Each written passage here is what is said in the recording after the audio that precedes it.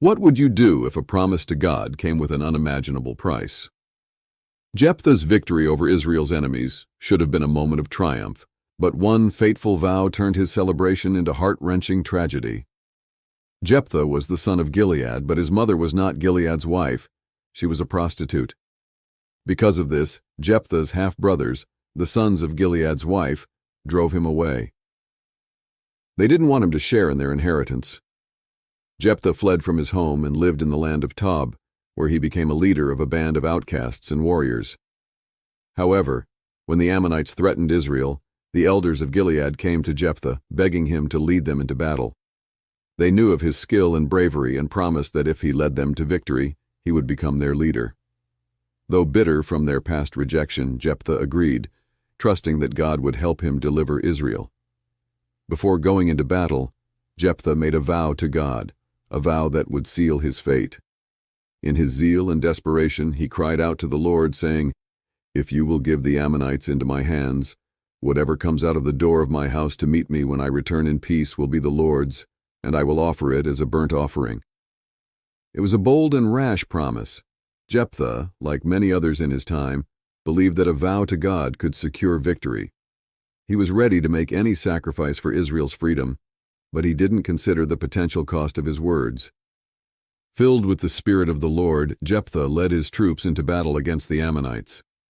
The fight was fierce, but with God's help, Jephthah and his men triumphed. They defeated the Ammonites, striking them down from Aroer to Minnith, conquering 20 towns. Israel's enemy was crushed, and peace was restored.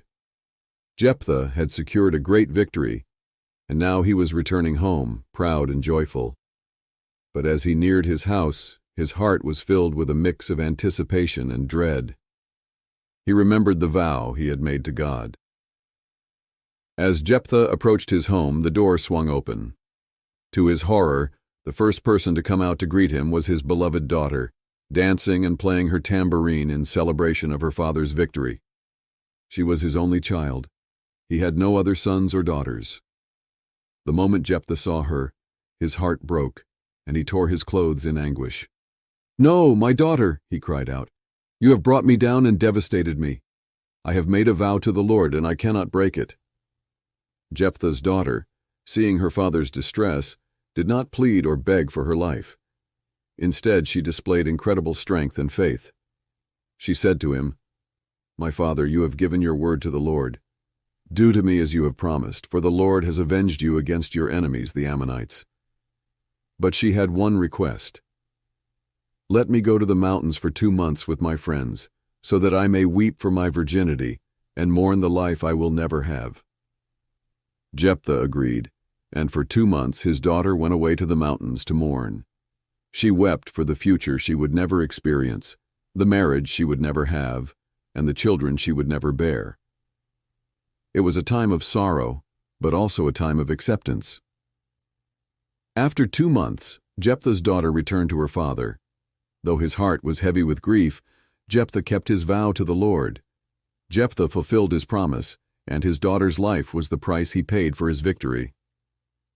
From that day forward, the daughters of Israel would go to the mountains every year for 4 days to mourn and remember the tragic fate of Jephthah's daughter.